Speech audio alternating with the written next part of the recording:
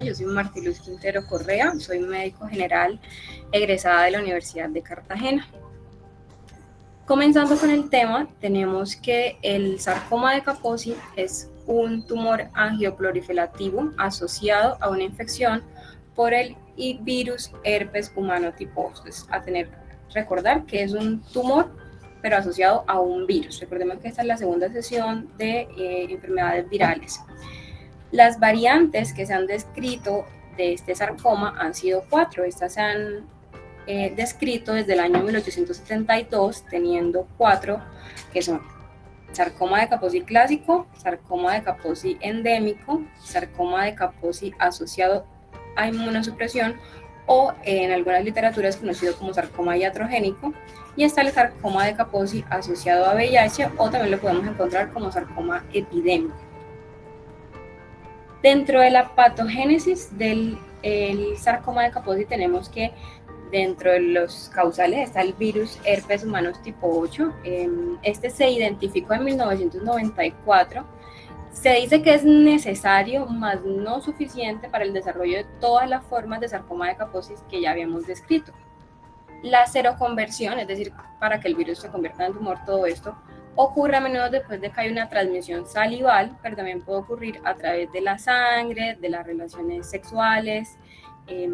Este virus lo que hace es que afecta a las células endoteliales, y existe una controversia si este fenotipo endotelial que realiza el virus lo hace de manera vascular, linfático o de ambas formas. Al igual que otros tipos de herpes, el virus herpes 8 tiene un ciclo de vida que consta de varias fases latentes y líticas. Esta infección aguda va seguida de una forma latente que se va caracterizando por la infección persistente, una expresión de oncogenes y la evitación o como tal la restricción de la respuesta inmunitaria del huésped. Este cambio es fundamental para la progresión de un estadio seropositivo asintomático a las evidencias clínicas del sarcoma de Kaposi. Otros factores que influyen en esta tumorogénesis incluyen hipoxia, estrés oxidativo, coinfección viral, la modificación epigenética, inmunosupresión e hiperglicemia. Ya entrando sobre la epidemiología del sarcoma, tenemos que los pacientes con sarcoma de Kaposi van a tener un mayor riesgo de neoplasias malignas de órganos sólidos, así como de linfomas Hodgkin y linfomas linfocíticos agudos por todos los cambios tumorales que habíamos hablado anteriormente. Además, estos pacientes tienen una cierta asociación con una enfermedad que se llama enfermedad de Castleman, que es un trastorno poco frecuente que se caracteriza por un crecimiento excesivo de células en los ganglios linfáticos del cuerpo. Además, también se ha asociado con derrames primarios en algunos linfomas. Ya hablando como tal de cada subtipo, tenemos que el sarcoma de Kaposi clásico es una enfermedad indolente, ocurre con mayor frecuencia en las extremidades inferiores de los hombres de ascendencia mediterránea, los que son del Medio Oriente, más que todo en la sexta década. Ahorita veremos una tablita ejemplificando cada uno e imágenes. Se presenta más en personas con edemas crónicos en piernas, en diabéticas, en uso crónico de esteroides orales y en personas que fuman. Estas lesiones se van a presentar como unas placas, nódulos, eritemas, el curso es indolente. Un 2% de estos pacientes fallecen por enfermedades diseminadas y la incidencia es de 0,18 a 13% casos entre 10 millones de habitantes. En el sarcoma de Kaposi asociado a inmunosupresión, este está relacionado, los factores de riesgo para que se comiencen a relacionar son sexo masculino, raza no blanca, ciudadanía no estadounidense, que hayan sido trasplantados recientemente, que tengan una edad avanzada en un momento del trasplante, es decir, recordemos que los trasplantes los llevan a un estado de inmunosupresión y eso es lo que los hacen susceptibles al sarcoma. La infección puede en algunos casos ocurrir raramente a través del órgano que fue donado o trasplantado, pero como tal lo que se dice es que la terapia inmunosupresora es lo que va a influir en el riesgo del sarcoma de Kaposi, y al cambiar esas terapias inmunosupresoras puede prevenirse o provocar la regresión del sarcoma de Kaposi. Más allá del trasplante, también existen otros sarcomas que se van a desarrollar en otros contextos de inmunosupresión, como lo son los corticoides, terapias biológicas como la infliximab, que se usa en algunas otras enfermedades ampollosas. El riesgo de desarrollar el sarcoma de Kaposi tipo inmunosupresor está estimado entre 15 a 200 veces más en la población general que en la población que ha sido trasplantada. El sarcoma de Kaposi endémico o africano ocurre en personas VIH negativas que viven en el África subsahariana. Hubo un incremento dramático de estos sarcomas de Kaposi después de la epidemia de VIH que hubo en África. Ahora se dice que es el cáncer más común entre hombres y mujeres y el segundo más común, el primero más común entre hombres y el segundo más común entre mujeres descritos en África. Se han descrito en adultos jóvenes, en prepúberes. Este sarcoma tiene un curso indolente, tiene compromiso visceral, ausencia o no de lesiones cutáneas. Y lo característico es esto, que hay que tener en cuenta que ocurre en personas VIH negativas porque es endémico solamente del África. El sarcoma de Kaposi ya asociado a VIH está relacionado con la fase SIDA. Ocurre con mayor frecuencia en hombres que han estado infectados con VIH que tienen relaciones con hombres. Después de que se introdujo la terapia antirretroviral, más o menos como en la época de 1990, se vio una disminución en los casos de sarcoma de Kaposi asociado a SIDA. Sin embargo, ha habido un aumento reciente en una población afroamericana en el sur de los Estados Unidos. Este sarcoma de Kaposi tiene una relación inversa entre el recuento de células del linfocito CD4 y el riesgo de SIDA. Entonces, aunque el recuento esté bajo, también, es decir, los que tienen carga indetectable, también se han descrito pacientes, más o menos un tercio, que pueden desarrollar el sarcoma de Kaposi. Esta es la tabla que les hablaba, donde ya se ve ejemplificado no, sino ya un poquito más reducido, las características epidemiológicas y las características clínicas de cada uno. Lo que explicábamos, el clásico se ve más en pacientes mayores de 60 años, origen mediterráneo o del Oriente Medio. Las manifestaciones extracutáneas son muy infrecuentes, el curso es indolente. El endémico es de población africana, más que todo en adultos jóvenes de 30 a 45 años, la localización es más de miembros inferiores, es frecuentemente linfadenopático, el curso es progresivo. El que está asociado a inmunosupresión se da en pacientes trasplantados, enfermedades autoinmunes, es variable, lo que comentábamos que puede regresarse o puede haber una disminución, un retroceso al suspender la inmunosupresión. El que está asociado a VIH se da en pacientes infectados por VIH que son hombres, que tienen relaciones con hombres. El curso sí es agresivo y se maneja puede manejarse mejor con antirretrovirales. Acá en las características clínicas, ya hablando clínicamente de cada uno, en el sarcoma general, las lesiones cutáneas varían desde manchas, pápulas rosadas o violetas, dispersas, que pueden formar placas y nódulos ulcerados. Algunos pueden ser multicéntricos, otros pueden llegar a diseminar órganos viscerales, pueden haber afectaciones extracutáneas. Estas lesiones de acá, estas dos que tenemos, son lesiones del sarcoma de Kaposi clásico. El sarcoma de Kaposi clásico se caracteriza por la aparición de máculas, pápulas y nódulos de color púrpura, rojo, marrón oscuro, negro, en algunos, dependiendo del fototipo, en la piel de los pacientes. Estas lesiones pueden llegar a ulcerarse, como vemos en esta imagen, pueden llegar a ulcerarse y a sangrar fácilmente. Las lesiones cutáneas van a variar desde muy pequeñas, que estas son pequeñas, hasta ya de varios centímetros, y pueden algunas mantenerse sin cambios durante meses o años o crecer rápidamente en unas pocas semanas y diseminarse. Entonces, en esta, aquí no se ve completo, pero es una pierna, entonces está localizada como unos nódulos y placas son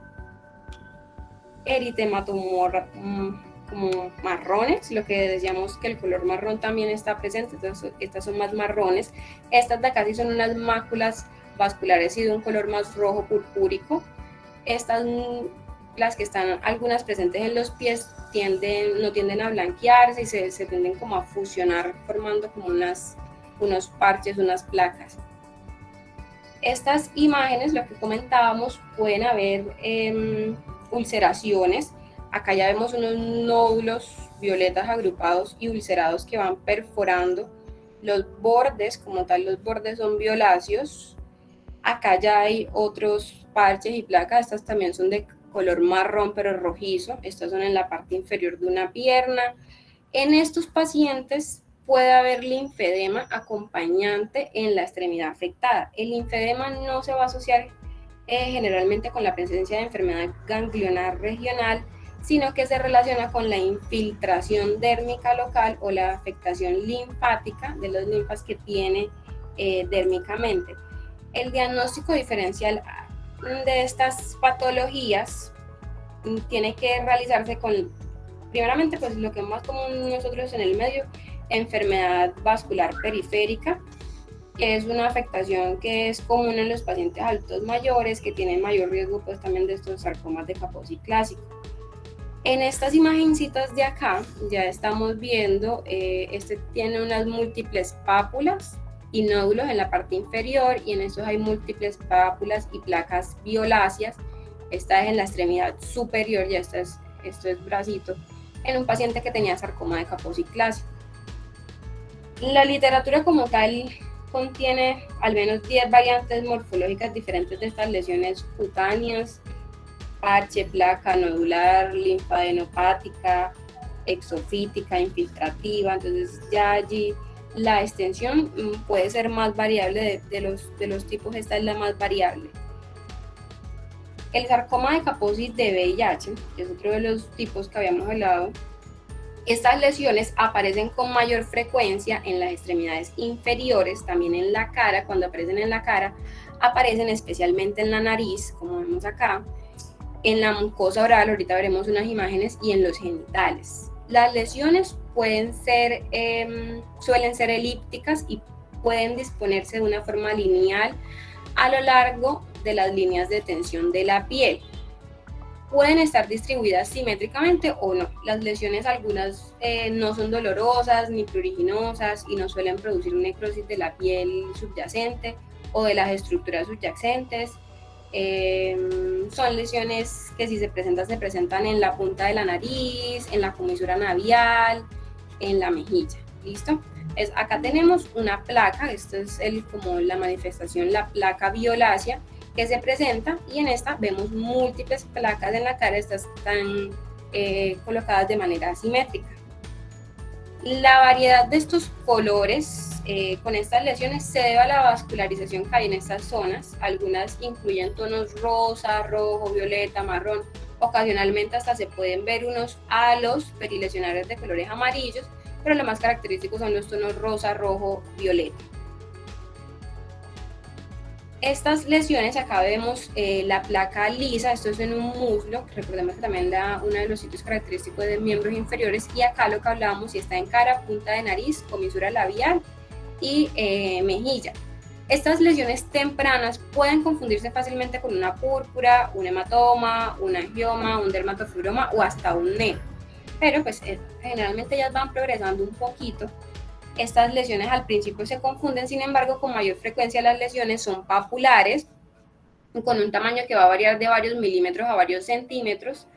Con menos frecuencia estas lesiones suelen ser similares a placas, generalmente en la planta de los pies o en los muslos. Algunas sí son exofíticas, fungosas, pueden hacer estos tumores ulcerantes exofíticos. Esto es un paciente con VIH-Sida. Acá vemos una induración difusa, tiene unos nodulitos rojos exofíticos, acá vemos los nodulitos rojos.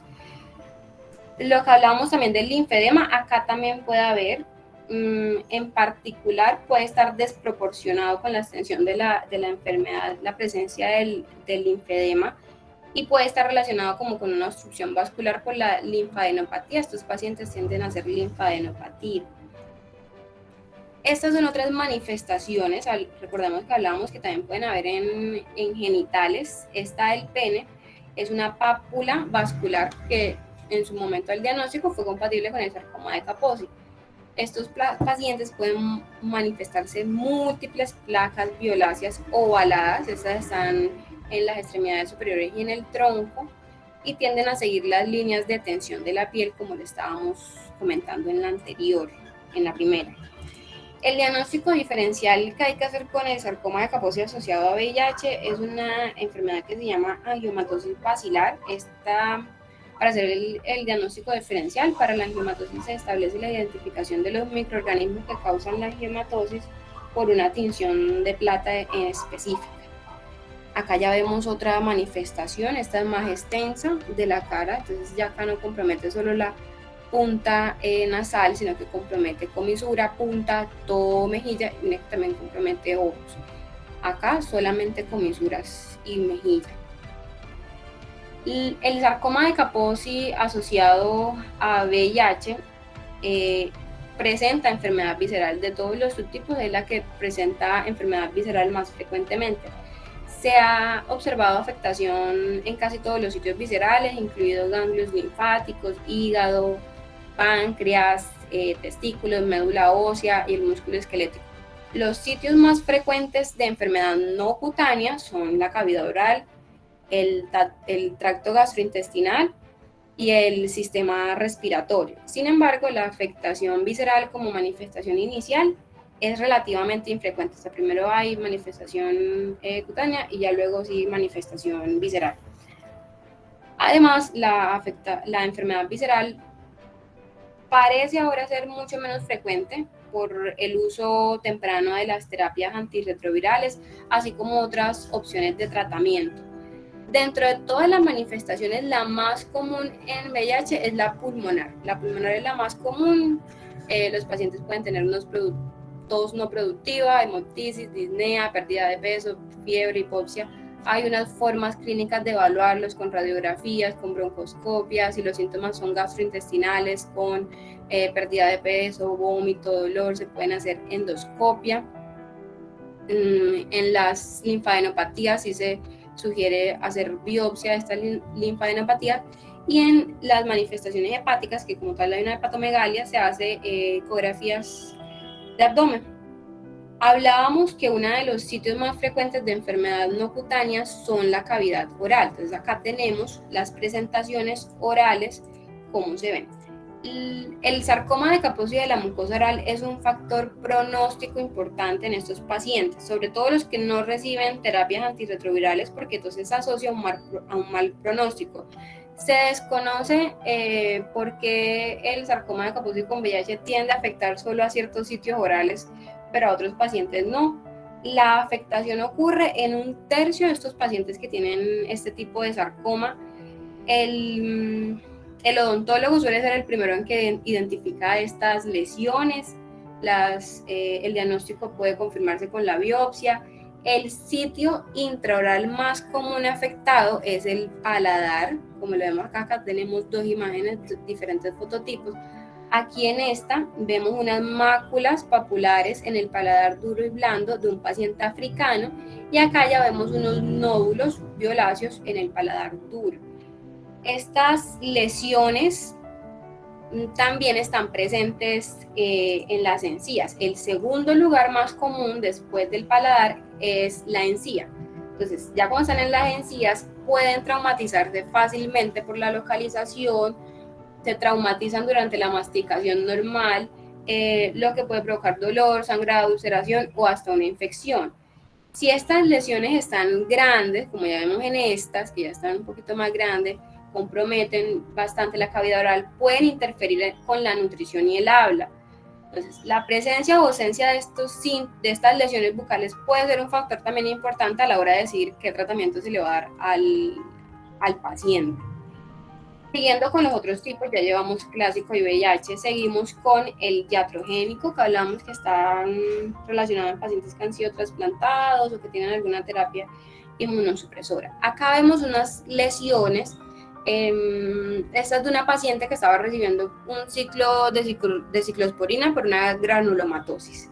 Entonces comenzó a aparecer unas pápulas coalescentes indoloras de color rojo a violáceo en sus extremidades. Luego fueron empeorando, tuvieron dolor, edema, parestesias.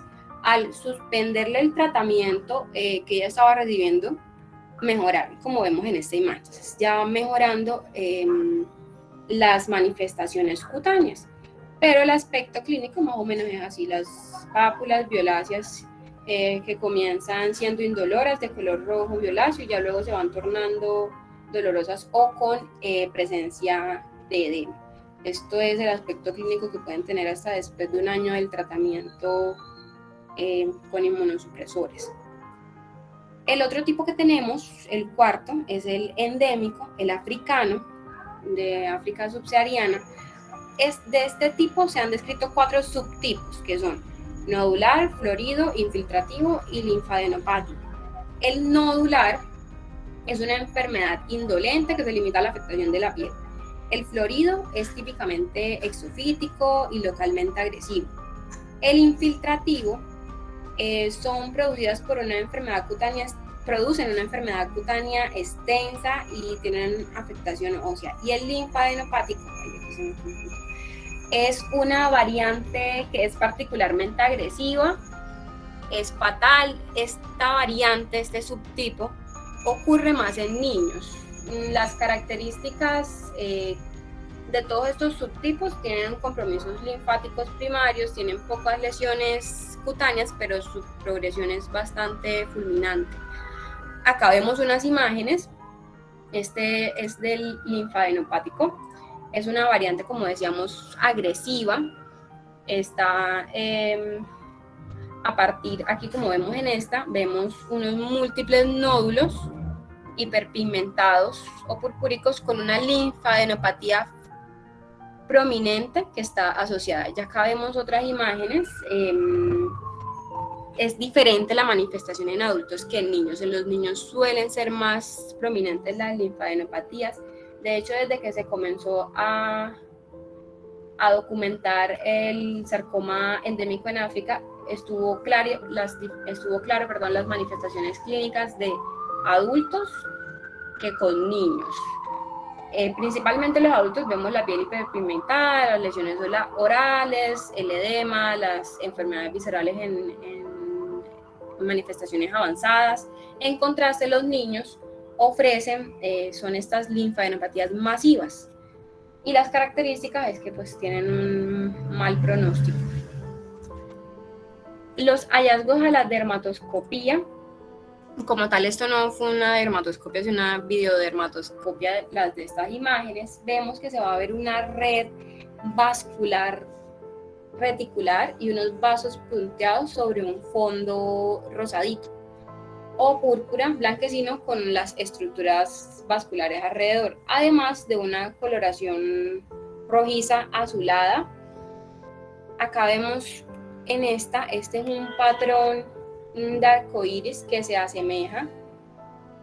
Esto es a la dermatoscopia, un patrón de arcoíris que se asemeja, una lesión nodular costrosa, pero como tal lo que vemos siempre es la red vascular blanquecina con los puntos de vasitos sobre el fondo rosado.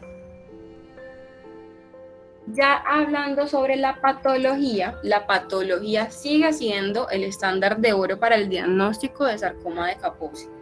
El diagnóstico es clínico, sí, pero es recomendable siempre confirmarlo por biopsia. Los estadios que tienen estos sarcomas de Kaposi, vamos siempre a ver que hay un infiltrado linfocítico dérmico, perivascular, sutil, como lo vemos acá en estas, con unos canales vasculares irregulares. Acá vemos una proliferación de canales vasculares revestidos de células endoteliales de una forma extraña que redondean la vasculatura existente. Esto que está señalado con la flechita se conoce como el signo del promontorio. Este es uno de los signos característicos en la histopatología del sarcoma de Kaposi, el signo del promontorio, y es lo que hablamos, una proliferación de canales vasculares revestidos de células endoteliales de una forma extraña que van rodeando la vasculatura existente. Pues han descrito también otras variantes histopatológicas más raras, pero esta es la más común. En el examen de la tensión inmunohistoquímica disponible, está disponible un antígeno nuclear latente que es sensible y específico para el diagnóstico de sarcoma de Kaposi, si mal no estoy, es LNA1, y es la tensión que se está usando para el diagnóstico inmunohistoquímico del sarcoma de Kaposi. Entonces, acá en esta histología, recordando, esta es una visión panorámica del sarcoma en fase nodular. Este es el nódulo bien circunscrito en la dermis. Acá vemos una lesión densamente celular con algún espacio, aquí algún espacio en forma de grieta. Acá tenemos un detalle de las células fusiformes y de los hematíes en el interior de los pequeños vasos. Acá vemos la positividad nuclear para la inmunohistoquímica, que es la que estábamos hablando acá, el LNA1. Pero como tal, lo que más se busca a la hora de la histología es el signo del promontorio, que era este. Los estadios o la estadificación que se ha propuesto para los diversos tipos de sarcoma de Kaposi como tal solo aplica para al asociado a VIH. El clásico, dado la edad, la afectación local, la infrecuente afectación visceral y el curso indolente, se dice que es suficiente con la exploración cutánea y ganglionar, pero las pruebas complementarias solo se dan en aquellos pacientes que logren presentar compromiso visceral, pero no hay una estadificación para ellos. En el sarcoma asociado a inmunosupresión tampoco hay una estadificación y se usa el que está estudiado para el VIH. En los pacientes con VIH hay un sistema de estratificación aceptado, más no es el definitivo. También en esos pacientes, dependiendo de las manifestaciones que hablábamos anteriormente, recordemos que se hacen estudios complementarios. Esta es la estadificación que hasta el momento se ha estado usando. En 1989, hace ya bastante, basado en la extensión de la enfermedad, del recuento de los linfocitos T y del compromiso sistémico, que puede ser dado por fiebre, pérdida de peso, diarrea, enfermedades oportunistas, se creó esta estratificación. Esta estratificación muestra quiénes van a tener buen pronóstico y mal pronóstico, llevando por buen pronóstico a aquellos que tienen un tumor confinado a la piel, que tienen un buen conteo de linfocitos CD4, que no tienen enfermedades oportunistas, que no han tenido síntomas como los que mencionábamos de fiebre, pérdida de peso, diarrea, etc. Y los de mal pronóstico son aquellos tumores asociados a edema, que estaban ulcerados, los que tenían la afectación oral grave, que ya pues les compromete hasta para la masticación, que han tenido afectación visceral, ya sea de ganglios o digestivos, en los cuales también el conteo de CD4 es bajo y en los cuales han tenido síntomas sistémicos o compromiso sistémico mencionado. Para el tratamiento tenemos que las consideraciones generales del manejo del sarcoma de Kaposi incluyen variante clínica, extensión, la tasa de crecimiento tumoral, el estado del sistema inmunológico, las comorbilidades y la sintomatología.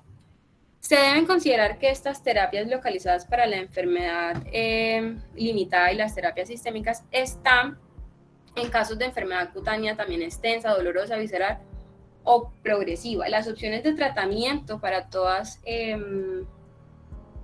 hay opciones de tratamiento para todas las variantes. Las opciones de tratamiento para las endémicas y las clásicas van desde observación por el curso indolente hasta quimioterapia localizada y sistémica. En el caso, porque aquí no voy a colocar la diapositiva, recordemos que en el caso de la que el sarcoma de Kaposi que surge en el contexto de inmunosupresión, generalmente ya va a retroceder o va a disminuir con la interrupción de los medicamentos inmunosupresores.